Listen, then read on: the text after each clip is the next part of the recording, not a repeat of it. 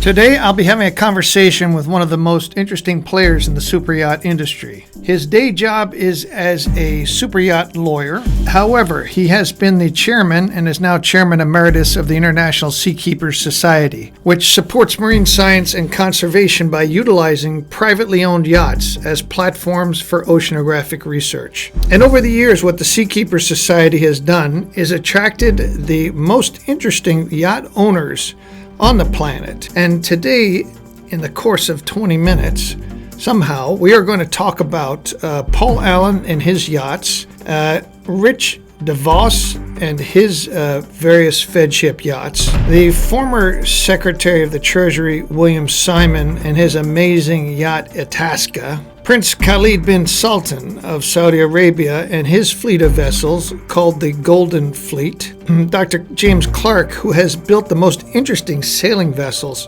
ever imaginable, and a lot of them, and we'll talk about those. He'll also touch on the man that's building the largest expedition yacht in the world, which is over 500 feet. And then to top it off, I'm posing him a couple of questions about liability issues in the age of COVID when it comes to yacht charter. And with that brief introduction, I would like to welcome to the Yacht Channel Michael Moore, who's in Miami today. And I admire your beard. So it's fascinating. I do look like a whaling captain, which is kind of the look I've always been going for. But you have been deeply involved with Seakeepers. And aside from running the Seakeepers and being chairman, you're now chairman emeritus. And you have interacted with so many really interesting yacht owners over the years, not only as their attorney, but also shepherding them into the Seakeepers fold, which is a very worthwhile organization. And I thought it'd be really fun today if we could talk about some of the very fascinating characters who have owned some of the most interesting yachts in the world and really done amazing things with them. So, it's like where to begin. It's been the most amazing group of people on earth who had everything that one could imagine having, and then they suddenly turn their attention to the environment. And you see that today with people like Shell Inga Roque, who's building the large expedition yacht Rev, their research expedition vessel up in Norway, or Ray Dalio, who's building a beautiful for Ocean X project. But they have everything on Earth, and they've accomplished so much and solved so many problems, and now they're turning their attention to solving the biggest problem, which is the climate, the health of the world, which is effectively the health of the oceans. Turn our attention to some of your Seakeeper owners that were founders and patrons of Seakeepers. They're all good, Paul. They all have their own stories. Some wealthier than the others, and some more exciting in their vision. But each and every one fascinating. So this is Wow. Excellence 5, which is now called Chantal Mavi, but it is the same boat. Yeah, Excellence. This is the Voss line of yachts. When I think of Rich DeVos and the DeVos family, their vision for pleasure when they got away was yachting. They loved yachtings, and they had a series of yachts that were, in my view, kind of the vision that he created. I think all of his yachts were Feadships, as I recall. I hope I haven't completely missed the boat on that. Do you recall? I think they were all Feadships, but in doing the research for today, I read about his first boating experience with his brother. They bought a 38-foot sailboat, and they had never sailed before, and they took off on the south coast of Florida. The boat was leaking, but they sojourned on their adventure, and they made it to the north coast of Cuba, where the boat sank. That was his first outing, according to what I read. And probably had more fun, and at that point, they're bit. But his last boat, this Enterprise V, now Chantal Mavi, is certainly in fantastic condition, and is cruising all over the place. And it's obviously beautiful. I can see that's at the profile. That is just about as classic a profile as you can create in the yachting world. Yeah, well, there she is in Newport in those pictures right there. So another boat that spent time in Newport because it was managed by Nigel Henderson and his little company here in Newport, and that was Itasca. One of the visionaries of the yacht world, truly a visionary, a man who had built his own vision.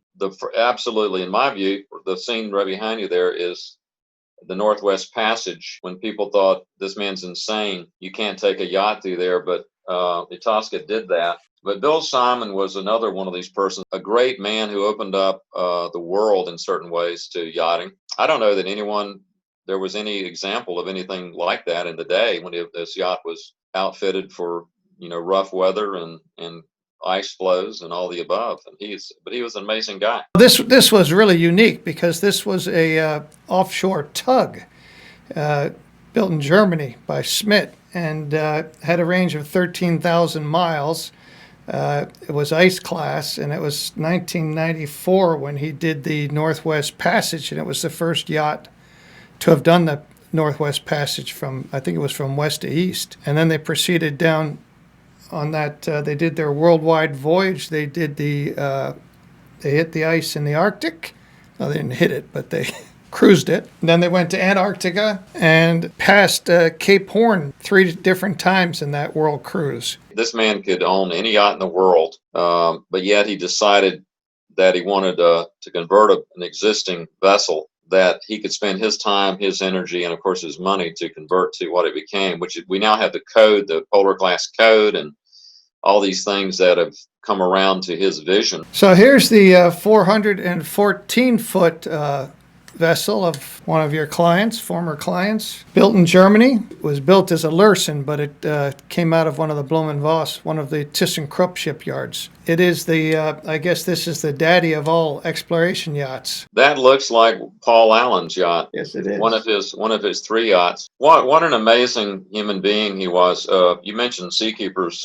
If there was no Paul Allen, there would be no Seakeepers. I mean, back in the day, the first Seakeeper was a man named Alex Dreyfus, and the second Seakeeper was Paul Allen. He said, "Here's a check for $250,000," and which to me was kind of shocking that a person of only 45 years of age would cut a check like that, immediately and say, "I only have one requirement, and that is whatever you do, that you share it with the world." His parents were librarians. So anyone could go into the library there in Seattle where he and his childhood friend Bill Gates would go and do their thing. And of course, they branched out as they outgrew the local library. But it was a safe place for them. But everyone could share in the knowledge that was inside those 4 walls. And of course, as they grew together, Paul Allen always had that kind of vision of open architecture.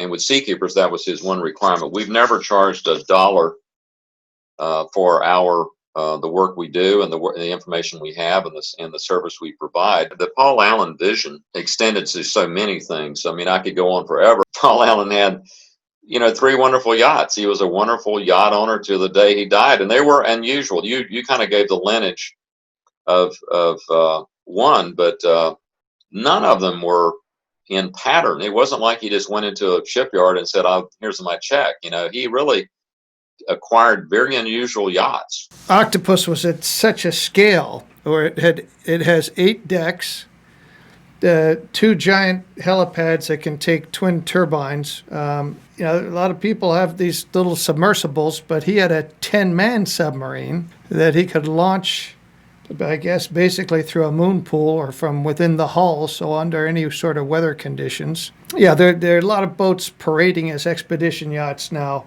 and they're built on existing hulls, and they really don't fill the bill the way this one. It's going to be a long time before anybody matches this boat.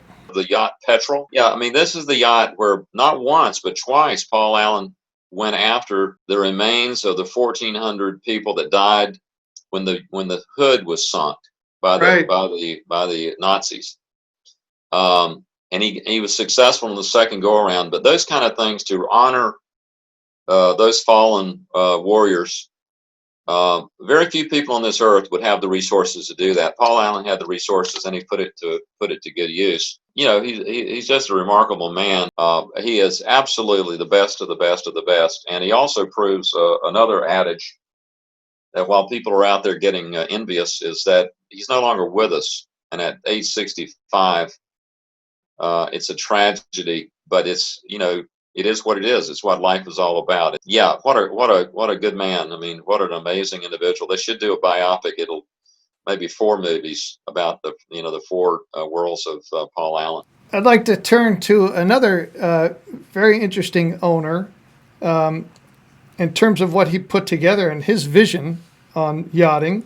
He, suddenly appeared the Golden Fleet, and to first have a very good-sized and very capable Blumenvoss yacht is impressive always. But then he sent his captain, who was Peter Jago. I don't know if you remember Peter. Was a jet pilot. He was British, but he taught at the U.S. Top Gun School. He went to San Diego on behalf of the Prince, the owner, and he commissioned the first shadow boat. The shadow boat was such an interesting component because everybody was trying to fit things onto their boats. And the other boats, I thought, boats he had in the Golden Fleet were classic. He had the Golden Eye, which was the airplane, the amphibious airplane, and the Golden Osprey, which was his fishing boat. So you have this very rugged, world-capable exploration fleet, and they're all parked in Monaco, which is not exactly the expedition capital of the world.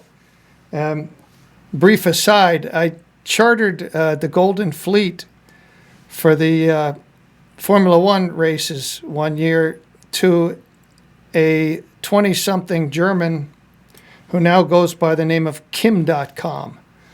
And this was between his various criminal exploits, and he had some cash on hand, and he rented the Golden Fleet for $1 million for the event, which I thought was quite wonderful.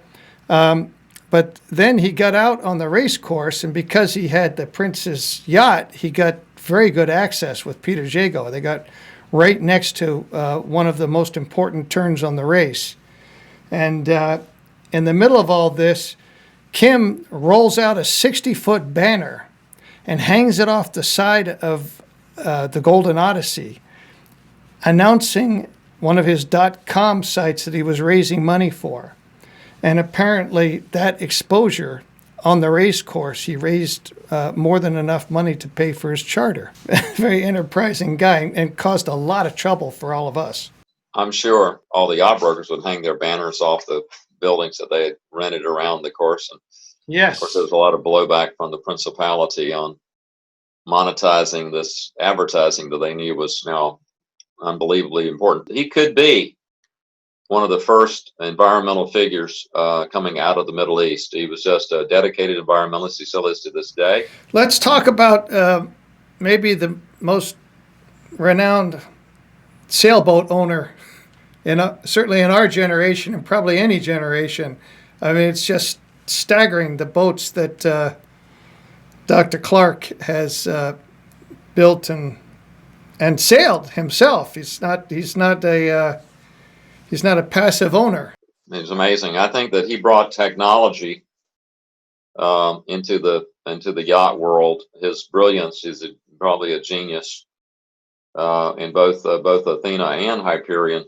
Just renowned for their amazing qualities. He balanced the classic yachting, particularly with his J-boat there, and then the ultimate go-fast flat bottom maxis, the maxi racers, Comanche. Well, again, when I was doing a little searching around a little bit today to get these pictures, I was disappointed to see that he has all his vessels are for sale right now, and there was a quote where basically he said, been there, done that. He's done with sailing.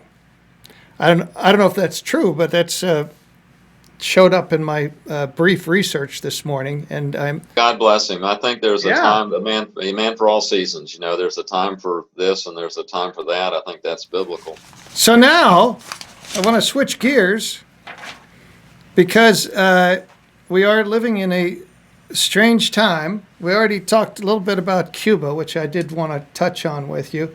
But yachting in the age of COVID-19 is really perplexing, to say the least. And I don't know why I perseverate on liability. I'll tell you why. Because I have friends that are, well, I have clients that are chartering their boats out and trying to charter their boats out now. And I have friends that are captains on charter boats. And so what I propose to them is, okay, let's say I'm going to rent my house out here, Airbnb. And I got somebody coming in, and they are, they don't have COVID, and they're coming to stay in the house. And I'm about to give them the keys, and I said, "Oh, by the way, I've got 6 teenage and 20-something kids that are going to be living here with you. You don't mind, do you? have a nice vacation." So it's the idea that you charter a boat and you're not living with the crew is really naive. And if you are able to embrace the concept that you are living in the same house, in the same hull with them, is that comfortable and safe, or can it be? I think it's going to be, as the industry is evolving, yachting will be the safest place to be on planet Earth. Steeris Corporation says they can sterilize a vessel where it will be 99.9% bacteria free. There will be no COVID-19 issue.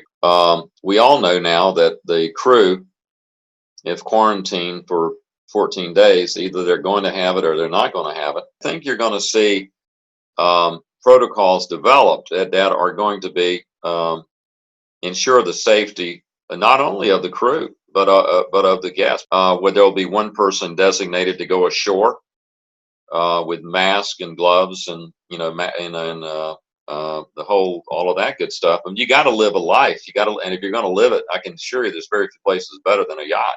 Yachts can be upgraded to have ultraviolet light in the air system, and you can have the ionizer. So every cabin every day can be completely sanitized. You can also run incoming provisions and luggage and people through a mist gate of sanitizer that'll do the 99.9%. So as long as you get into your biodome, you turn your yacht into a biodome that's sanitary, and then you don't pull into a port and everybody goes out and parties, because if that happens, you're game over. It's crapshoot after that. If you talk to the yacht brokerage community, they'll all tell you they're booming. Well, that brings up another point. So let's say somebody is on a charter and something goes wrong, and there's the saying we have that the charterer stands in the owner's shoes. Let's say there's some liability issues with crew or whoever else. Is the charterer who's going to end up on the hook for that? Well, what the trouble with lawyers is, we're hired by people to take effectively the best position we can take on their part. Mm-hmm. But I think that sometimes the position is weak and sometimes the position is strong. But I think that it's going to be hard for people to use the COVID-19 position as a way of recovering of money damages in a civil lawsuit. I think it's going to be difficult, because I think everyone in the world knows there's the COVID-19 thing, and there's really no way that you can totally ensure that someone, how they got it, where they got it, and so forth. It's the invisible enemy. I just don't think a lot of these COVID-19 ideas are, they're suing insurance companies now for failure to pay their business interruption insurance. Some of those may succeed. People getting infected, I just don't know. I'm not so sure. I think a lot of those lawsuits are going to be, a lot of lawyers are going to make a lot of money, but I don't think there'll be many winners at the end of the day, except the lawyers. Really, that's the way I see it.